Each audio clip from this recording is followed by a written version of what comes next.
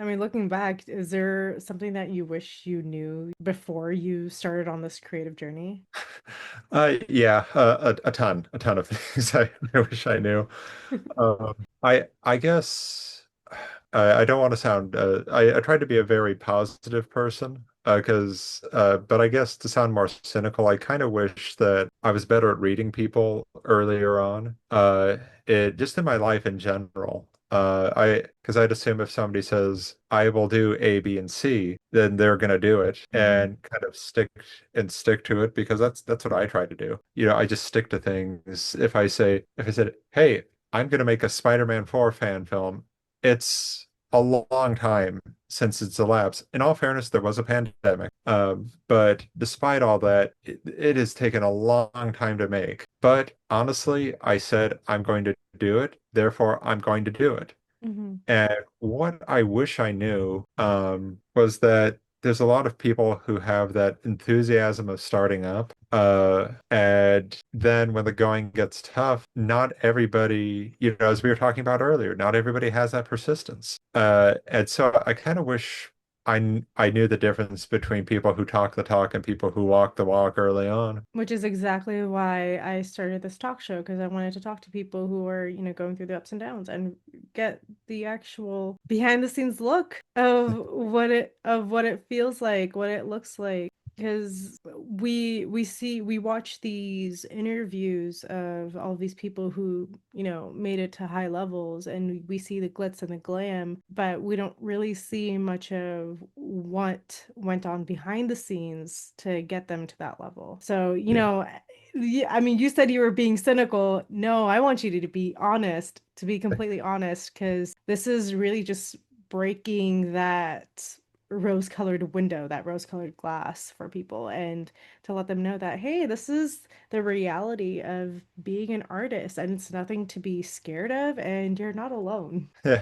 Well, I mean, I appreciate you. That's the angle you want to do with the show. I think, yeah, another behind the scenes thing is realizing that, you know, like writing, drawing, memorizing lines, and that it is work. It's like, yes, it is fun to draw, you know, just to sketch out a rough idea. Then, honestly, the work has to start. You have to say, okay, well, okay, I'm working on a new comic now. I'm hoping to have it out by this year. It's like a horror superhero comic book, and I'm working on the main character, and you know, I'm getting to know her, getting to learn her personality. But the thing is, it's like I decide, okay, so when I'm doing that, I have to make sure her face is distinct from everyone else's. And that's where the work comes in, learning like, okay, so her eye is this shape, her nose is small, you know, things of that nature. This is Mhm. how she carries herself. And there are so many drafts of stuff. I'm just like, no, no, no. Even when I'm drawing, it's like I'm thinking I'm using the same page layout for page 9 as I am for page 4. That's going to look monotonous. Have to change that up a little bit. And inevitably, your first works, I think one should be be proud that you accomplished something. Realize that it's probably going to be the worst thing you do, but that's in your own eyes. If you want to reframe things to a more positive, there's this, it's like you may be making somebody's favorite thing in the world. And I think that's kind of cool because you have no control over it. You don't actually know who's going to watch your work or read it, whatever. There was this guy in my high school, weird guy, to be honest. But you know, it's just like on the bus, we were talking about things, and he said his all-time favorite movie is was a Sci-Fi Channel original called Pythons 2. And for Oh, me, interesting. yeah, and the thing is for me, I'd seen the movie, seen it I watched the Sci-Fi Channel all the time as a kid. They had these like B movies on, and I loved it. But anyway, Pythons 2 was his absolute favorite movie. He could quote that thing chapter and verse. And personally, I thought had a couple neat moments, but there it was unremarkable to the below average scale. But it was this guy's favorite movie. And I think to myself, it makes him happy. It makes him happier than anything else. I can't judge him for that. If anything, I think that, hey, maybe this comic I'm writing or this film I'm making could be someone's favorite movie. So on the other hand, on the flip side, though, you are also going to be making the worst things somebody else has seen. Mhm. And I mean, I can't tell you the number of reviews that, like, I was out with some friends and some guy, very nice guy, said, "Oh, I'm not a big fan of Akira Kurosawa." And I think to myself, like, okay, keep it together, Eric. Keep it together, Eric. But I'm like, really? How long do I have to sit next to you? No, but I'm just kidding. He's a nice guy, but he didn't call him the worst ever. But that's the thing is like you're never gonna please everyone. So might as Mhm. well make Pythons 2 for that one guy at Kent Lake who thought it was the greatest thing he ever saw. I mean, speaking of your superhero characters in your Spider-Man film, your Yeah. Spider-Man films have generated quite a bit of buzz amongst Oh, the ones who, really like it because as we've already established, you can't please everybody, yeah. but you did please quite a few people. So what inspired you to take on this challenge of making Spider-Man fan film? Well, And how did this start?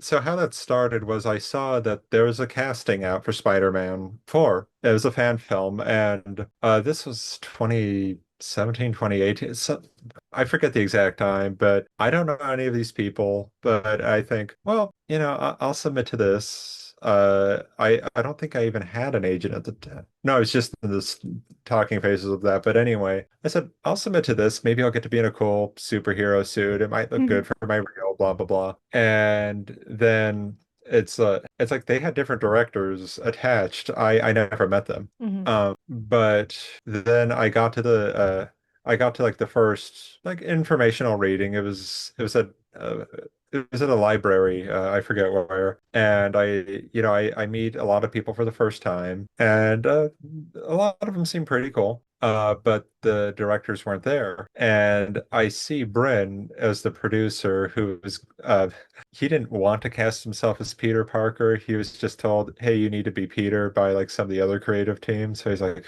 "Okay, fine." They kept saying he has a baby face, and the guy does. I mean, he's in his 20s now, and he looks like the same to me. I don't care how much of a beard he grows. But anyway, I mean, Bryn 20s is still really young though.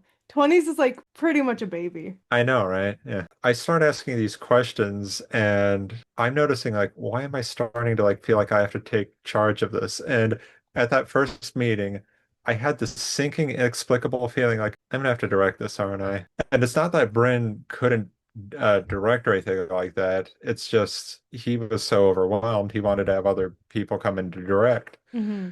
But the directors weren't there. And a couple weeks later, I get a message from him saying, "Hey, I've seen some of your short films. Do you want to direct Spider-Man?" And I'm like, "Let me think about yes."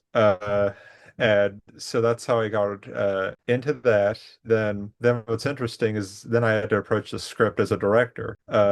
Wondering because the script is insanely ambitious. I mean, we got supervillain battle or superhero supervillain fights. We've got to make Washington look like New York. A big cast and things like that. I'm thinking, how are they going to pull this off? And then I'm like, how am I going to pull this off? An entirely different experience. But so I said yes, and because I've been a lifelong Spider-Man fan, like my earliest drawings that my parents save everything, and they're like, "Eric, you've come so far." I'm like, thanks. I was like a baby when I tried drawing. Squiggly lines everywhere. Yeah, I mean, I try. Hey, to my credit, my poses were very dynamic for like a 4-year-old. Okay. But Okay, I will believe you.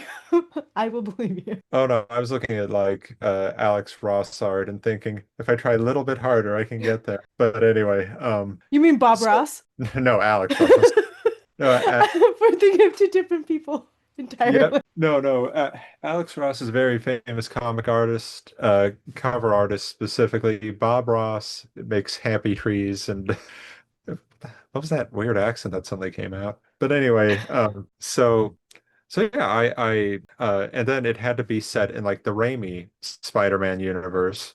Hmm. And Sam Raimi is one of my biggest influences just as a person. If you want to talk about persistence, I recommend reading Bruce Campbell's first autobiography. Mm. Um, uh, it's very funny, but he talks about when they were just student filmmakers with like a Super 8 camera. Actually, they weren't even student filmmakers. They were just guys who had a camera. They would just run around town making these little horror comedy sketches. And then after like 3 grueling years, they made The Evil Dead, and thus their careers really began. And but Raimi's visual style, his even down to like the types of lenses he uses, how he would direct actors and stuff.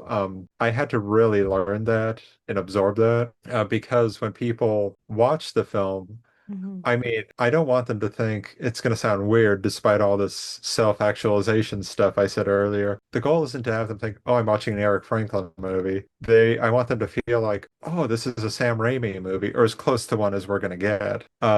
Thankfully, Raimi's camera work, who is an insanely visual person, if you've seen the original Spider-Man trilogy or his Evil Dead franchise or any of his other films, a lot of underrated ones too. Darkman, one of my favorite movies, insanely visual. And that's what I try to bring to that. Actually, we had one shot that we got, and we reviewed it, and everyone said, "Oh, very Raimi-esque." I'm like, "Good, we can move on." Oh, that's great. Well, I mean, is there a release date or timeline for it? Okay, I get asked this all the time. I I really genuinely wish I could give everyone that. It's we're in post on a lot of it. We just have only a couple bigger shooting days left. And largely it's due to cast availability. Hmm. People are weird and they have jobs and lives and families. They Oh my can't just gosh, so weird. You have a life outside of film and acting? What? You have a I know. job? You Yeah, make it's money? weird. Some people have these things called like children Yeah, that oh they my have. gosh, you have a family? What? What is Yeah, this? yeah, they have children that they're raising and nurturing, and I don't even know what the is They're that's raising the about. next generation. Like, what is this monstrosity I right don't now? understand that. And it's like, or like, oh, I'm working these days. I'm like, yeah, but you could be having fun here. Like, I need to eat. I'm like, there's catering on set. Like, I need to pay rent or I'll get kicked out. I'm like, oh, hold on, you have a car? No, but in all seriousness, that's just been the biggest obstacle. Yeah, no, that's understandable. How long have you been filming for? I'm just kidding. For Uh, 10 years. It feels like it. No, I would say we've been filming off and on for a number of years, and some of it is just due to we have limited set availability. Mm, Um, okay. like Harbor Island Studios up here it's great. But it costs money. Hmm. So that's something we're like, okay, it's cheaper to build it in spaces we have access to because the money we'd spend renting a place, then it's like, well, we'd have to still build stuff, like custom stuff. Like they have a lot of wonderful flats there and things like that. But like if we need Dr. Connor's laboratory, for example, didn't see a lot of like lab equipment that looked like what we needed. So we might as well just make it to our own custom specifications. But because we can only build one set at a time, one set gets torn down, then Bryn has to start up building again and things like that. And I'm there just criticizing him and cheering him on, saying, I think it should be like that. And poor guy does it. And, you know, bless his heart. I try not to be too critical, but I am. Yeah, I know. I've worked with you. He is like the most Yeah. critical man on earth. Oh, It's terrible. yeah. Just don't There's a work with lot to Eric. criticize. He will criticize every single inch of your performance. And yeah, what I felt Jessica's like I not. wanted to quit after your movie, honestly. I was like, I can't be an actor anymore. This is just horrible. I'm a horrible, horrible actor. This is terrible. Well, I mean, here's the thing Jessica's not telling you is that after shooting, I will keep texting actors everything they did wrong at like 4 and 5 in the morning. I'll say, also, I didn't like the way you blinked on this take. What was that about? See, I Then, cried going to bed, and then when I woke up, I saw the message and then cried again. yeah, then I let her coworkers, know, or the other students in class. I said, oh, tell her she did a terrible job acting. Yeah, and so that. Yeah. Yeah, I think that that is where I get my best results from actors. By Because if insulting them, oh, definitely, yeah. Because breaking I them mean, down. yeah, I know some directors like, but then we build you back up, and I think no, we need to get to the honest truth. No, But I got that's being a total wuss. I mean, you're building your actor back up. What? exactly. I mean, Oh.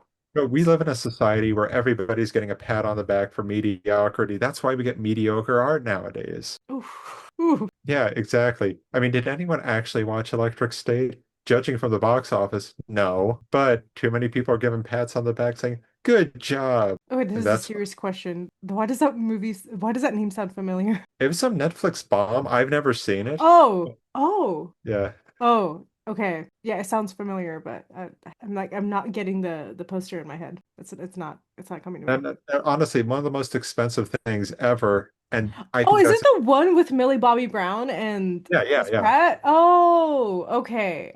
Oh. Yeah, yeah, and that's the thing. Two big stars, gigantic budget, and to you, it's I vaguely heard of this. If we don't think that that's a problem in the art world, then I don't know what what is like what could be more indicative of the glut that we've got going on. And then we have a glut of a lot of indie or small budget filmmakers saying, Hmm. hey, watch this movie I made. And it might be great, but that's the problem is there's just so much stuff that I think, if you lead with your heart, people will always tell. Hmm. If you always tell with your work, as I said, I watch these like backyard indies on Tubi, and I'm thinking to myself, like, go, okay, if I had a really great one off the top of my head I could name, that would really support my case. But okay, actually a filmmaker up here, Aaron Carson, I saw a film he did called The Outrider, and it was his first, serious effort as a filmmaker. He will be the first to tell you all of the film's mistakes. But I'm saying, what? No, no, what are you talking about, man? You got this. Like, okay, yes, it's a little overlong at some points. But I said, man, I did not see some of the twists coming. You had so much ambition going on. I like the character you play. And, when I was on his podcast, I just, like fanboyed all over him. And no wonder he said it was one of his favorite episodes. Anyway, but that's the thing that was like it was like, done in people's homes or on a green screen or locations they had access to. And he led with his heart, and you can tell. Now, I don't know how much the film cost him. I think everybody volunteered their time. I mean, obviously they bought some props and catering and things like that. But the point is, I watched that film before I watched Electric State, a movie I'll probably never watch, to be honest. And I'm thinking, sorry, you don't need to spend 400 million or how much that actually cost if your heart isn't in it. Okay, well, on to the last couple of questions. Is Bring it in. that bring it on? What advice do you have for someone who wants to pursue a similar path as you, whether it's as an actor or filmmaker or a comic artist? Stop trying to take my job. No, but in all seriousness, I think as I maintain, lead with your heart. You know what you really want to make and when something is good. And, don't let people. Here's a mistake I made growing up. And so, if I could impart any advice, if there's something you really love and someone says, oh, this is childish, or oh, this is, beneath you, blah, blah, blah. Look, it's not, as long as you're not making hate speech, then go for it, man. Or whomever's watching. I just say man the way most people Yeah. use commas. But I think that with the art, any art, story, film, etc., like take the time to really practice, really get to know the medium. It's one thing to say like, oh, I want to be a cinematographer. I'm like, okay, great. Well, study those that came before you, learn from them, and if there's anything you like, they would be the first to tell you steal it. And the thing is like, yeah, and even in comics, we have classic Renaissance artists too, like Michelangelo, Da Vinci, who mastered anatomy, but they didn't really put it in Z space, for example. It's always the drawings are like flat or like this. Hmm. Jack Kirby comes along in the 1930s, 40s, and into the 60s, for drawing comics, and suddenly characters are like doing dramatic things like this, poses, like coming at you. That really didn't exist in art prior to that, or at least not to a popular level. And honestly, I think that studying the greats that come beforehand, but don't turn your nose up at anybody. Because here's the thing, they made it, you haven't yet. It's growing up, I studied almost everything this filmmaker and producer Roger Corman did. Why? Because he had nothing. He didn't even have contacts when he first got to Hollywood in the 1950s. He made all these B monster movies and stuff, but the number of careers of people he launched, like James Cameron, Robert De Niro, Martin Scorsese, Francis Ford Coppola, the people who changed Hollywood all learned from him. So I'm like, I'm gonna go back to the source Mm-hmm. and figure out how he rubbed two nickels together to get a movie. Mm-hmm. So I'd say study with respect. I think too many people watch things ironically nowadays, and that's just a shield to say, "Oh no, I can pretend I don't like this in case you don't like it." So then I can pretend like, "Oh, I'm watching it ironically." I'm like, "No, lead with your heart and love it Mm-hmm. and own it." Like if there's artists you don't like, you like that other people can't stand, it's a difference of opinion. You have more important things to argue about, whether you like how someone draws something or not. Like, don't be ashamed of it. Mm-hmm. It's like I draw and create, to be frank, a lot of really macho stuff. And I think, okay, it's what I do, it's what I like to create, it's who I am. And if somebody else says, "Oh, I said I like your drive, but I don't want to make stuff like that," I want to make, comedies. I want to make love stories. I want to make this and that. Well, as long as you're doing what you really want to do, and that's what you really want to do, then go for it. Like just because I'm writing a sci-fi action film now, it doesn't make your, workplace comedy any less meaningful. It's all about, I mean, everyone does this, taking inspiration from something that you really love. And even if you don't like learning from those, it's like, what parts do you not like and why? And are there ways that you can improve on it? And everyone takes inspiration, everyone imitates, everyone copies, because eventually they end up finding their own voice. And that's happened with countless numbers of people, countless artists. Oh yeah. Yeah, for sure. I think that yeah, you start ripping off your heroes, to be frank. But then you start copying so many pieces of other people that it becomes its own indistinct thing. And for me, I'll know a feeling in my gut when something is working out. Oddly, I'll like if I can hear music while I'm drawing, not listening to it, not with headphones, but if I'm drawing something and a song comes into my head when I look at a drawing, then I know it's a successful one. Hmm. Same as if I'm editing a scene and I'm imagining like music going along to it. I think, okay, now it's flowing to the point where I can really feel the mood here. Hmm. Yeah. Well, speaking of, what's in store for you? What's next? Any 10-year, 5-year plans? Well, let's say within 10 years, Spider-Man 4 better be done because we're Oh, reasonable. that's But a 20-year project. no, I think people are going to have kids by the time it's done. No, but in all seriousness, we're looking to wrap principal photography this year. I'm pretty optimistic about that. And then it's just going to be post. I should say just going to be like it's going to be easy. That's going to take a while, but at least that'll just be under control. It's going to be us at our computers animating. Hmm.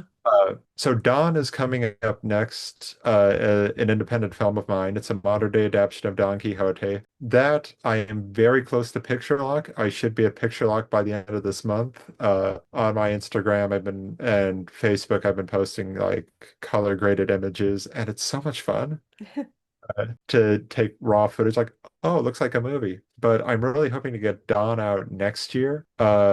If Spider-Man 4 fans are wondering what the hell's going on, why is your film coming out before Dawn?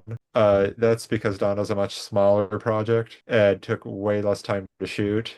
And it's a long story how I got into that, but just know I've been working on Spider-Man 4 the whole time too. My horror hero comic is coming out soon. Oh, fine. I'll name drop her on the show. It's going to be called Roxy Rebane, and the log line for it is a rock star is possessed by the spirit of the god of war and now fights monsters to protect mankind. Oh, well, you heard it here. You heard it here, folks. I will say though, I in a class, I in one of the Keeper classes I mentioned, one of my teachers, I Irish teacher named Danny, he does like the most amazing backgrounds. I learned perspective from him. It covers, but I did the drawing, and I I'm gonna do a terrible Irish accent, but it's the only. Does this show allow profanity? Or okay, I'll Let's censor it. let's let's yeah, let's keep the profanity out. Okay, yeah. But he's just like a censored version of it. He's like, oh, bleep me. This got everything I love in it, mate. I'm down for the whole series. It's a badass girls, monsters, graveyards. I'm into it, mate. And he's like, when can I back the Kickstarter? I'm like, just drew the cover, man. Let me just draw the rest of it. Like, all right, just keep me in the loop. But yeah, so that's the uncensored, or that's a censored version. Uncensored one's way funnier. I'll tell you later. Yeah, yeah. Let's keep it family friendly. Got it. And anyone who's interested in following your work or seeing your stuff, you want to tell them about any websites or social media platforms. Oh yeah, on YouTube and Instagram and Blue Sky. I'm on Threads not by choice. Yeah, Eric on Paper on virtually every platform. You'll know it's me because I do not have a blue check mark because I am cheap AF. I have got films to make, and I am not going to pay to have a blue check mark by my name. You should know it's me based around the random stuff that I post. I am never going to do crypto scams or anything because I don't understand it. So yeah, Well, I just want to say thank you so much. It was so fun talking to you, and you gave a lot of really great insights and great advice for anybody who is watching this and wants to do what you do. And again, I just want to say thank you. And if anybody has any questions or comments or anything that you learned and you want to reach out to Eric, he just told you his handle, and you can DM him with any questions that you have. they can. I'm just kidding. Go for it. It's like, damn it. What? No. As soon as you get off this call, you're gonna block everybody who starts DMing you. Oh, Put your thing on private. oh, definitely. Yeah, I kind of need to now. You're gonna get fans. It's gonna be great. Oh, Yeah. And now you're like, oh, flip. A total 180 flip. I swear. no, I'm just thinking of starting a cult. I mean, for the tax breaks alone. Tax breaks for a cult? Yeah, I mean, well, I don't. I This mean is that. okay. This conversation is veering off completely. Thank you for joining me for another episode of Coffee Break Convos with Jessica. And keep learning, keep growing. Don't be afraid to write your own story. And we'll see you next time for another great conversation. Be sure to like and subscribe so you can be notified of new videos every week on my channel. And comment below to let me know what you learned from my conversation from Erik Franklin today. And we'll see you next time. Bye.